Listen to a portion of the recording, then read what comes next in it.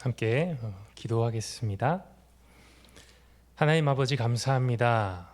수요 예배 가운데에 주님의 말씀을 듣고 또 우리가 주님의 그 말씀에 힘입어 살아가길 원합니다. 하나님 우리의 삶을 지키시며 인도하시고 또 오늘 부족한 종 세우셨으니 하나님께서 말씀을 전할 때에 큰 능력으로 덧입혀 주시옵소서. 예수님의 이름으로 기도합니다. 아멘. 우리 어느덧 이제 2023년 마지막 달을 보내고 있습니다. 한 해 동안 계획했던 일들, 바라던 일들 어떻게 잘 이루고 계십니까? 네, 그렇죠. 우리가 매년 결단하고 또 다짐하지만 그 계획을 이루는 것은 참 쉽지 않은 일 같습니다. 그 이유는 우리의 개인적인 어떤 연약함들도 있지만 때로는 원치 않는 상황들로 인해서 우리가 세운 계획들이 무너지기도 하는 것을 우리가 경험하곤 합니다. 주변 환경과 개인적인 상황들, 건강상의 문제들, 우리의 아무리 최선을 다하고 또 이루고자 노력해도 우리가 그런 목표 앞에 좌절되고 마는 것을 우리의 삶에서 너무도 쉽게 경험할 수 있습니다. 우리의 인생은 한치 앞을 볼 수 없는 인생이죠. 어떤 일이 벌어질지 또 내일은 어떤 일이 일어날지 우리가 다 알 수가 없습니다. 이것은 결코 신앙의 문제도 아닙니다. 하나님을 잘 믿는다고 해서 우리의 삶이 어려움을 피해가고 고난을 피해서 좋은 길로만 갈 수는 없다는 것입니다. 오늘 본문에서 사도 바울도 또 그의 일행이 처한 상황도 마찬가지였습니다. 사도행전 16장 초반부를 살펴보면 바울이 소아시아 지역을 가고자 애썼습니다. 6절과 7절 말씀입니다. 성령이 아시아에서 말씀을 전하지 못하게 하시거늘 그들이 부르기아와 갈라디아 땅으로 다녀가 무시아 앞에 이르러 비두니아로 가고자 애쓰되 예수의 영이 허락하지 아니하시는지라. 말씀은 바울이 말씀을 전하려고 했다고 말합니다. 어떤 말씀이죠? 하나님의 말씀을 전하려고 했습니다. 그러나 그 말씀의 주체이신 하나님이 그 말씀을 전하는 것, 그 아시아로 가는 것을 허락하지 않으셨다는 것입니다. 성경은 바울을 막으신 분이 하나님이시라는 사실을 두 번이나 언급하면서 분명하게 이것은 하나님이 막으신 것이다 이야기하고 있습니다. 그러나 바울은 아직 이 사실을 알지 못하죠. 바울은 어떠한 방법을 써서라도 소아시아로 들어가고자 애썼다는 것입니다. 바울이 PPT를 함께 보시면 바울이 부르기아와 갈라디아 땅을 두루 다녔다고 이야기합니다. PPT가 준비가 안 된 것 같습니다. 부르기아와 갈라디아, 소아시아로 가기 위한 그 주변에 있는 그 지역들로 바울이 계속 두루 다니다가 또 무시아로 우회를 해서 그곳에서 소아시아로 들어가고자 비두니아 지역으로 가고자 애를 썼다고 이야기합니다.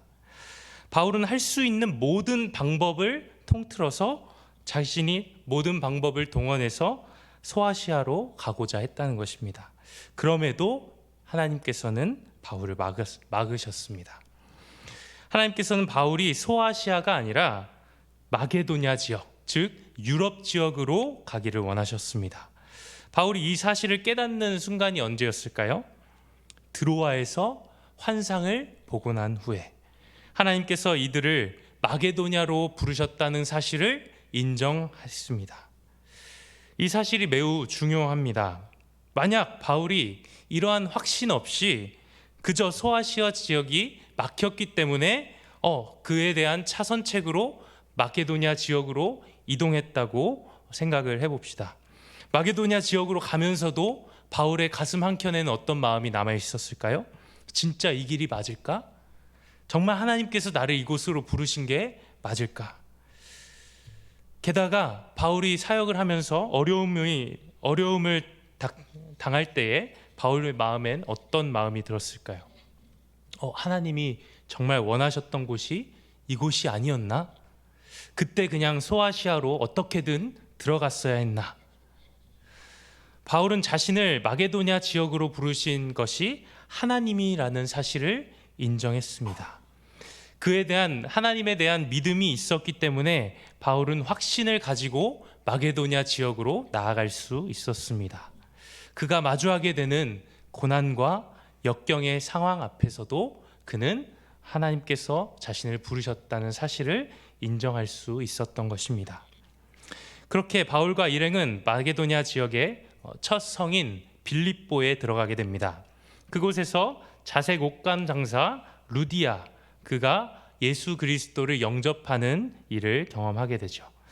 루디아는 소아시아 지역에 살던 두아디아라고 하는 도시의 출신의 여자였습니다. 이 지역의 특징이 직조와 염색업 등 제조 산업이 활달하게 진행되었던 곳이기 때문에 루디아는 자색 옷감을 팔며 빌립보 지역에서 살고 있었던 것입니다. 당시 사람들은 이 자색 옷, 자주색 옷을 아주 귀한 색으로 여겼습니다. 그래서 높은 지위에 있는 사람들이 자주색 옷을 입었다고 합니다. 그러니 자주색 옷감을 파는 루디아의 경제적인 상황은 어땠을까요? 매우 부유했을 것입니다. 그렇기에 그가 예수님을 영접하고 바울과 그 일행들을 자신의 집에 머물도록 합니다. 15절 말씀, 그와 그 집이 다 세례를 받고 우리에게 청하여 이르되 만일 나를 주 믿는 자로 알거든 내 집에 들어와 유하라 하고 강권하여 머물게 하니라. 루디아의 집은 단순히 바울을 위해서, 바울과 그 일행들을 위해서 숙소로 제공됐던 것이 아니라 그 빌립보 교회의 그 시작으로 그 집이 드려졌던 것입니다. 자신의 집을 오픈하며 예배의 처소로 그 집을 삼게 되었다는 것이죠. 이처럼 바울과 그 일행들은 자신의 뜻을 내려놓고 하나님의 뜻을 쫓아 이 빌립보 지역으로 오게 되었을 때 루디아라는 귀한 열매를 맺게 됩니다. 그런데 인생이 참 앞을 내다볼 수 없죠. 바울과 실라는 이내 옥에 갇히게 됩니다. 이들이 어떤 이유로 옥에 갇히게 되었는지 우리가 너무 잘 알고 있죠. 귀신 들린 여종을 고쳐주었기 때문이죠. 아니, 귀신 들린 자를 고쳐주었으면 당연히 감사를 받아야 되고 칭찬을 받아야 마땅한 일인데 바울과 실라는 감옥에 갇혔단 말입니다. 사도행전 16장 16절에 이렇게 이야기합니다. 우리가 기도하는 곳에 가다가 점치는 귀신 들린 여종 하나를 만나니 점으로 그 주인들에게 큰 이익을 주는 자라. 성경은 미래를 점치는 이 여종으로부터 주인들이 유익을 얻었다고 이야기합니다. 왜 여기서 주인들이라는 말이 나올까요? 보통 한 명의 종이 한 명의 주인을 섬기는 게 당연하지 않습니까? 성경 어느 곳에서도 한 명의 종이 여러 주인들을 섬기는 장면은 나오지 않습니다.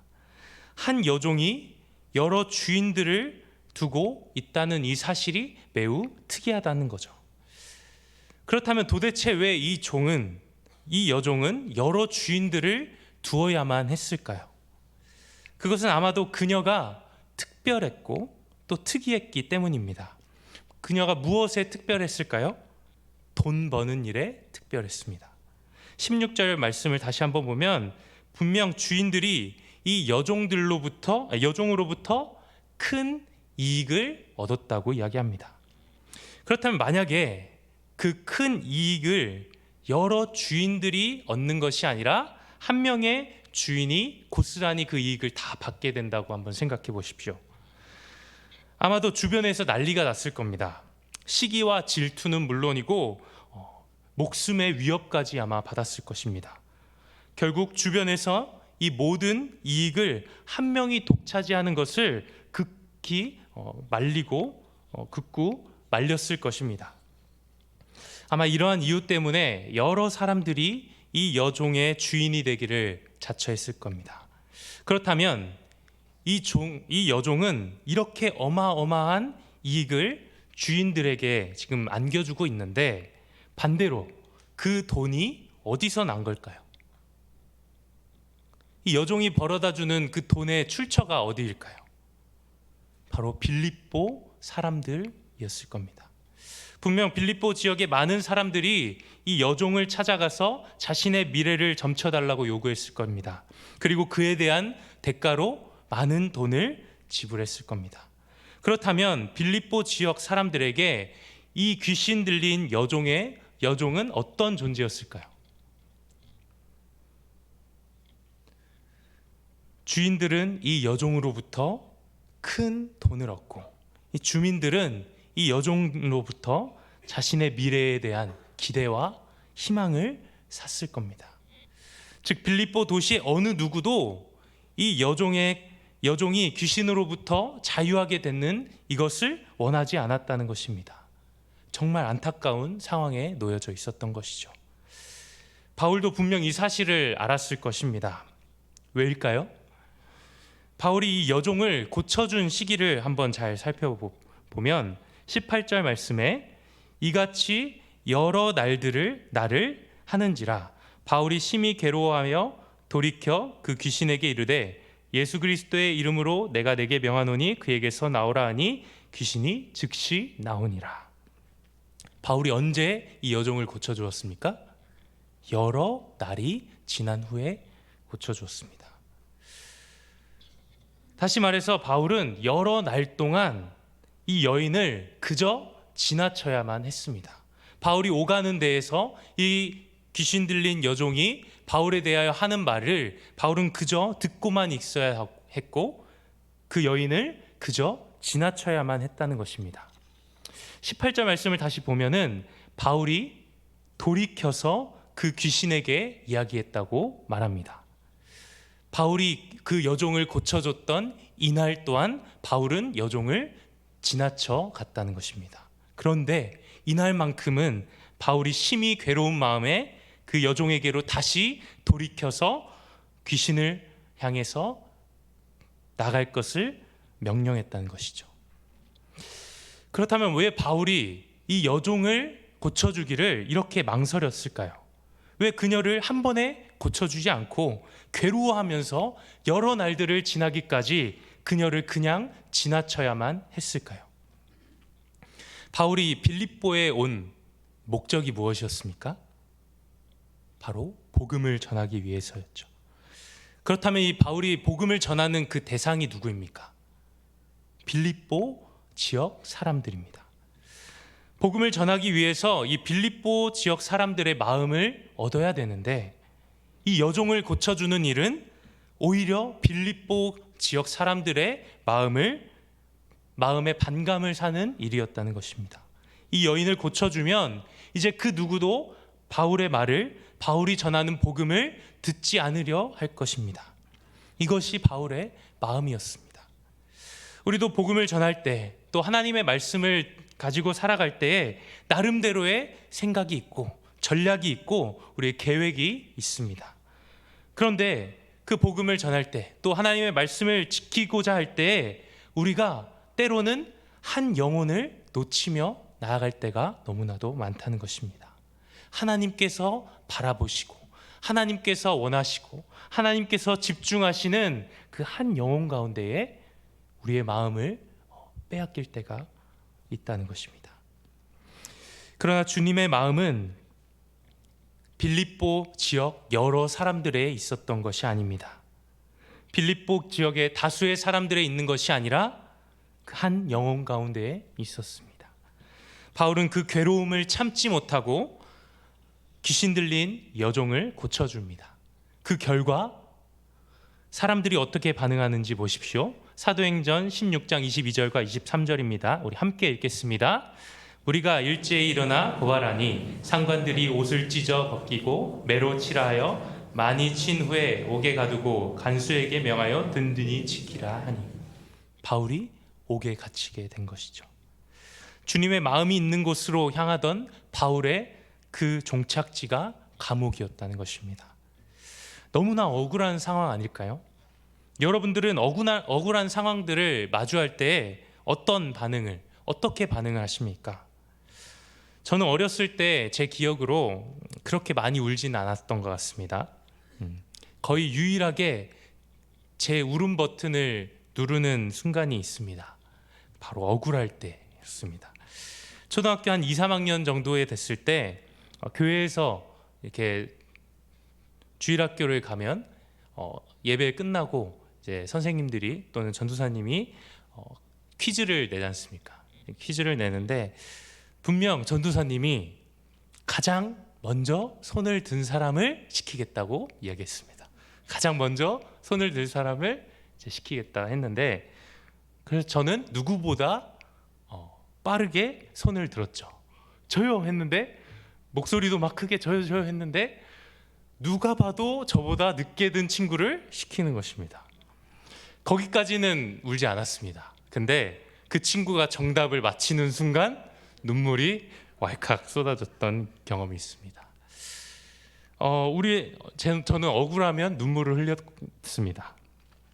우리는 억울한 일을 당할 때 울기도 하고 화를 내기도 하고 억울함을 제발 풀어달라고 호소하기도 합니다.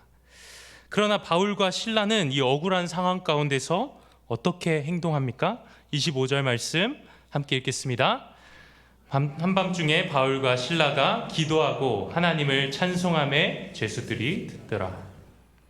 우리는 여기서 억울한 일을 당한 두 부류의 사람들의 그 극명한 차이를 보게 됩니다. 억울하게 돈을 벌 소망이 끊어졌던 여종의 주인들, 그리고 더 이상 미래를 알 수 없게 됐던 빌립보 사람들은 자신들의 분을 풀기 위해서 바울과 실라를 때리고 감옥에 가두었습니다. 그들의 억울함을 풀기 위해 다른 사람을 탓했습니다. 그러나 하나님을 신뢰하는 자들, 하나님의 선하심을 굳게 믿고 의지하는 자들은 하나님께 기도하며 하나님을 찬송했다는 것입니다. 왜냐하면 그들의 마음은 이 상황과 환경 가운데에 낙심하여 있는 것이 아니라 주님의 마음이 있는 그곳 가운데에 있었기 때문입니다. 하나님께서는 그 무엇과도 바꿀 수 없는 하나님의 그 복음을 우리에게 주셨습니다. 사도 바울은 이렇게 고백하며 나갑니다. 고린도후서 4장 7절에서 10절 말씀입니다. 우리가 이 보배를 질그릇에 가졌으니 이는 심히 큰 능력은 하나님께 있고 우리에게 있지 아니함을 알게 하려 함이라. 우리가 사방으로 우겨쌈을 당하여도 쌓이지 아니하며 답답한 일을 당하여도 낙심하지 아니하며 박해를 받아도 버림받지 아니하며 거꾸러뜨림을 당하여도 망하지 아니하고 우리가 항상 예수의 죽음을 몸에 짊어짐은 예수의 생명이 또한 우리 몸에 나타나게 하려 함이라. 나의 생각과 계획이 다 무너질지라도, 억울하고 답답한 일 가운데에 우겨쌈을 당할지라도, 정말 죽을 것 같은 그 상황에 놓여 있다 하더라도 우리가 하나님을 찬송할 수 있는 이유가 무엇입니까? 예수 그리스도의 그 생명이 우리 안에 있기 때문입니다. 우리에게 생명 주신 그 주님이 우리의 주인이시기 때문입니다. 종은 주인의 소유물입니다. 자신의 것을 주장할 수 없고, 주인이 이렇게 하라고 하면 해야 되고 저렇게 하라고 해야 돼도 해야 됩니다. 이해할 수 없는 상황으로 내몰아 간다 하더라도 주인의 뜻을 믿고 따라가야 하는 것입니다. 바울과 실라는 하나님을 신뢰했습니다.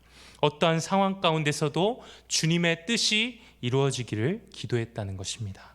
그 결과 바울과 실라가 기도하며 찬송할 때 갑자기 큰 지진이 일어나 옥의 문과 발에 차고 있던 모든 매인 것이 풀어지는 기적이 일어납니다. 의심의 여지 없이 이것은 하나님의 역사였고 기적이었습니다. 그런데 바울과 실라가 도망가지 않죠. 만약 바울과 실라의 기도가 하나님 제발 살려주세요, 이곳에서 나갈 수 있게 좀 도와주세요, 우리의 억울함을 좀 풀어주세요 라는 기도였다면, 지진이 일어났을 때, 그 기적이 일어났을 때 바울과 실라는 도망갔어야 합니다. 이것이 하나님의 응답이구나, 하나님이 우리를 구원하시고 하나님이 우리의 기도를 들어주셨구나. 바울과 실라는 당장에 감옥을 뛰쳐나갔어야 했습니다. 그러나 바울과 실라는 그곳에 머뭅니다. 그곳에 머물러 지진으로 인해 죄수들이 다 도망간 줄 알고 자결하려고 하는 또 다른 억울한 한 사람을 만납니다. 바울은 간수를 향해서 다급히 소리쳐 이야기합니다. 28절, 바울이 크게 소리질러 이르되 내 몸을 상하지 말라, 우리가 다 여기 있노라 하니. 만약 바울과 실라가 이것을 하나님의 기적으로 받아들이고 도망갔다면 어떤 일이 벌어졌을 것입니까? 간수는 자결하고 죽었을 것입니다. 그러나 주님의 마음은 어디에 머물러 있었습니까? 억울한 상황 가운데 놓여 지금 자신의 목숨을 스스로 끊고자 하는 간수의 그 마음 가운데에 하나님의 마음이 머물러 있었던 것입니다. 바울은 주님의 그 마음이 있는 그곳 가운데에 서 있었습니다. 자신들이 왜 이곳에 갇혀야 했는지 이유도 알 수 없고 너무나도 억울하고 힘든 상황 가운데에 서 있었지만 바울은 하나님께 기도했고 하나님의 신실하심을 믿으며 하나님을 높여 찬송했습니다. 그리고 바로 그때 바울과 실라는 하나님의 마음이 어디에 있는지 알 수 있었던 것입니다. 바로 이 간수와 그의 집을 향한 하나님의 마음, 그들을 구원하시고자 하는 하나님의 마음을 발견하게 됩니다. 우리가 살아가다 보면, 특히 말씀대로 살아가려고 하면 어쩔 수 없는 상황 가운데서 주님의 마음이 어디 있는지, 나를 향한 하나님의 뜻이, 그 계획이 무엇인지 우리가 간구해야 할 만큼 어려운 시련들을 만나기도 합니다. 하나님, 이만큼 하나님 말씀 붙잡았으면 됐지 않습니까? 왜 이런 시련과 어려움을 나에게 주십니까? 이러한 상황과 문제 앞에 우리는 주님의 선하심을 결코 인정하지 않으려고 하는 때가 많습니다. 오히려 주님은 선하지 않다고 애써 부정하려고 합니다. 우리 작년 8월에 배우 진태연과 또 박시은 씨 가정에 참으로 가슴 아픈 일이 일어났습니다. 아시는 분들은 이미 아시겠지만 이 부부는 뱃속에 있는 아이를 먼저 보내야 하는 아픔을 겪었습니다. 그런데 더 안타까운 사실은 이들이 이미 2번이나 유산을 경험했고 그 3번째로 가지게 된 임신한 그 아이가 죽었다는 것이죠. 이제 안정기를 지나서 출산을 고작 20일 앞두고 있던 그 상황 가운데 벌어진 안타까운 일입니다. 갑작스럽게, 그것도 어떠한 이유도 알지 못한 채로 뱃속의 아이를 떠나보내야 하는 그 가슴 찢어지는 일을 마주하게 됐습니다. 당시 이들은 동상이몽이라는 TV 프로그램에 출연하고 있던 상태여서 많은 사람들이 이 소식을 접하게 되었습니다. 사람들의 많은 위로와 관심을 받은 터라 이들은 SNS를 통해서 그들의 심정을 담은 입장문을 발표했습니다. 입장문의 일부를 제가 읽어드리겠습니다. 남편 진태현 씨의 입장문입니다.